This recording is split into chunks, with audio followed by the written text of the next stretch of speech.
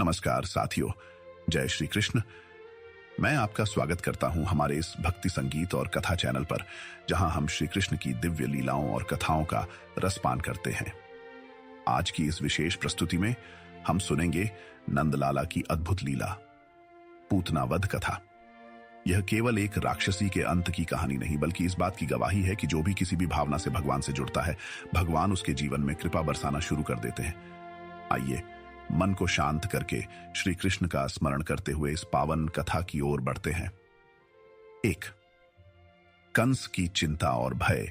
मथुरा का राजा कंस, जिसके कानों में आकाशवाणी गूंज चुकी थी कि हे कंस, देवकी का 8वां पुत्र ही तेरी मृत्यु का कारण बनेगा। यह सुनते ही कंस के भीतर भय, क्रोध और संदेह की आग जल उठी। उसने देवकी और वसुदेव को कारागार में बंद कर दिया और एक एक करके उनके 6 शिशुओं की निर्दयता से हत्या कर दी। 7वें बालक भगवान की माया से रोहिणी के गर्भ में स्थानांतरित हो गया और 8वां बालक हमारे नन्हे कन्हैया गोकुल में नंद बाबा के घर जन्म लेकर यशोदा मैया की गोद में खेलने लगे।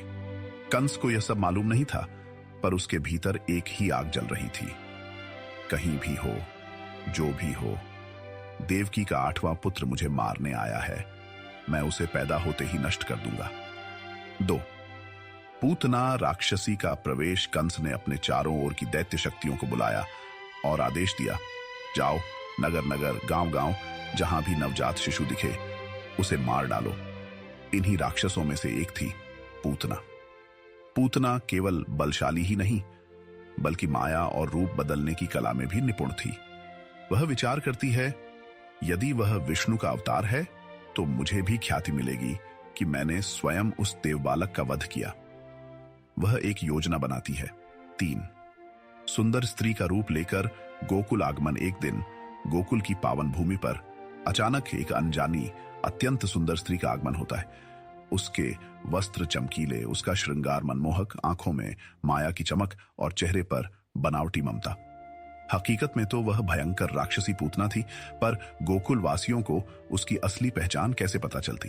जो भी उसे देखता सोचता, अरे यह तो कोई देवी स्वरूपा लगती है।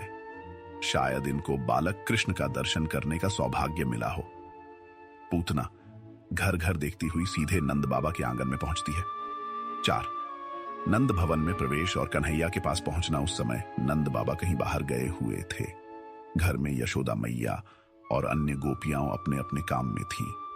पूतना धीरे धीरे चलती हुई उस कक्ष के पास पहुंची जहां नन्हे कन्हैया पलंग पर लेटे हुए थे, बांसुरी सी मुस्कान और कमल सी आंखों वाले।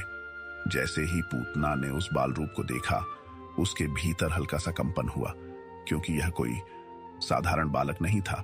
यह तो स्वयं पर ब्रह्म थे, परमात्मा थे, पर उसने अपने दैत्य भाव में उसे केवल एक शिशु समझा। वह मधुर स्वर में बोली, अरे कितना सुंदर बालक है, क्या मैं इसे गोद में उठा सकती हूं? माया से मोहित गोपियां कुछ न समझ सकी और सोचने लगी, यह कोई शुभ लक्षणा स्त्री है, बच्चे को आशीर्वाद देना चाहती होगी। इस प्रकार पूतना ने बिना किसी बाधा के कन्हैया को अपनी गोद में उठा लिया। 5। विष भरे स्तन से दूध पिलाने की योजना। पूतना ने पहले ही अपने स्तनों पर भयंकर विष लगा रखा था। उसका इरादा था कि वह इस बालक को दूध पिलाने के बहाने उसके प्राण हर लेगी। वह कन्हैया को गोद में लेकर किसी शांत स्थान की ओर बढ़ी और फिर बैठकर कन्हैया को अपने स्तन से दूध पिलाने लगी। जो स्तन ममता का प्रतीक होना चाहिए था, वही आज विष का पात्र बन चुका था। पर पूतना भूल गई कि जिसके साथ वह छल करने जा रही है, वह कोई साधारण बालक नहीं, बल्कि स्वयं योगेश्वर श्री कृष्ण है। 6। नन्हे कन्हैया की लीला। केवल दूध नहीं, प्राण भी खींच लिए। अब यहां लीला शुरू होती है। नन्हे कन्हैया, जो बाहर से एक मासूम शिशु दिख रहे थे, अंदर से सर्वशक्तिमान परमेश्वर थे। जैसे ही उन्होंने पूतना के स्तन से दूध पीना शुरू किया, वैसे ही उन्होंने केवल दूध ही नहीं, उसके प्राणों को भी सोखना शुरू कर दिया। पूतना के शरीर में कंपी दौड़ गई, उसकी आंखें फैल गईं। वह तड़पने लगी, जोर जोर से चिल्लाने लगी। उसने कन्हैया को अपने से अलग करना चाहा, पर अब तो प्रभु ने उसके प्राण पकड़ लिए थे। उसकी चीखें पूरे गोकुल में गूंज उठी और तभी उसका असली भयंकर राक्षसी रूप प्रकट हो गया। 7 असली राक्षसी रूप और अंत पूतना अब विशालकाय हो चुकी थी। उसका शरीर पर्वत जैसा ऊंचा, आंखें लाल, केश खुले हुए, दांत भयानक। गोकुलवासी घबरा गए। सबने सोचा, यह कैसी राक्षसी है और हमारा कन्हैया कहां है? कुछ ही क्षणों में पूतना भूमि पर जोर से गिर पड़ी। उसके शरीर से भयंकर दुर्गंध नहीं बल्कि सुगंध फैलने लगी, क्योंकि उसने चाहे द्वेष से सही पर भगवान को स्तनपान तो कराया, मां जैसा कर्म तो किया।